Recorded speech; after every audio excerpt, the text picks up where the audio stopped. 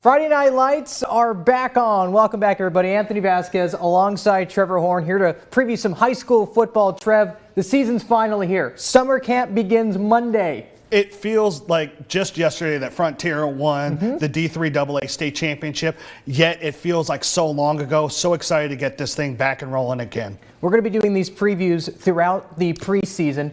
The lead up to Monday. Monday morning is when practices officially start, but storylines galore as we enter 2025, especially with the defending state champs Frontier. Back in action, big expectations, but you can argue that this year's squad is just as good as last year's state championship winning team. Their O-line actually got bigger on average. I talked to head coach Chris Bandy. Their O-line is averaging about 305 pounds. You bring back quarterback Brady Campbell, who's committed to New Mexico State. He's got two wide receivers.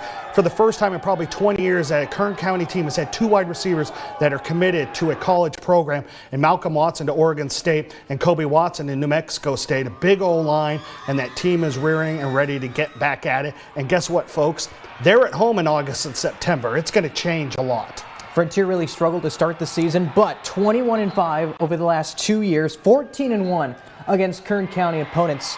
Now let's move on to another storyline, and that's the running backs. Kern County had 6 1,000-yard rushers last year, Trev. 4 of them are back in action in 2025. How about this? For the first time and maybe ever, we have two 2,000-yard rushers returning in Kern County, and Jace DeMacabla from RFK, and you also have big Nate Gonzalez out of Miramonte, who's bringing back that load for the Lions. And then obviously you got Marion Sloan, the do-it-all guy at Shafter, who's headed to Boise State, and then Hammy Lopez over at Wasco. It's a lot of fun. Kern County has been well known for running the ball for decades, and they're going to do it again this year, but we got a lot of quarterbacks that can throw the ball around a lot too. It's a lot of big storylines this year. You can argue that Kern County is as good offensively as it's been, at least in the last 2 years, because of those quarterback upgrades, and you have the running backs as well, just dominating on the ground. Well, and you got wide receivers galore. You've got Watkins and Watson over at Frontier.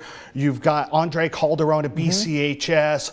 Over at Arvin, you've got Xavier Brooks. These are all big-time wide receivers that did a lot of work as juniors last year that are coming back this year as seniors, and a big off-season getting ready for this one. Let's pull up some other storylines right now, and for you, who wins the River League? That's a big one. Can Shafter exercise those playoff demons? 3 straight tough exits from the dance. Can anyone take down BCHS in the Valley League? Trevor, what stands out for you?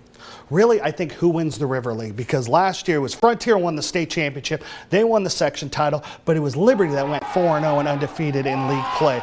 So Liberty's got a big O-line headed up by Quinn Buckey, who's headed to Michigan State next year.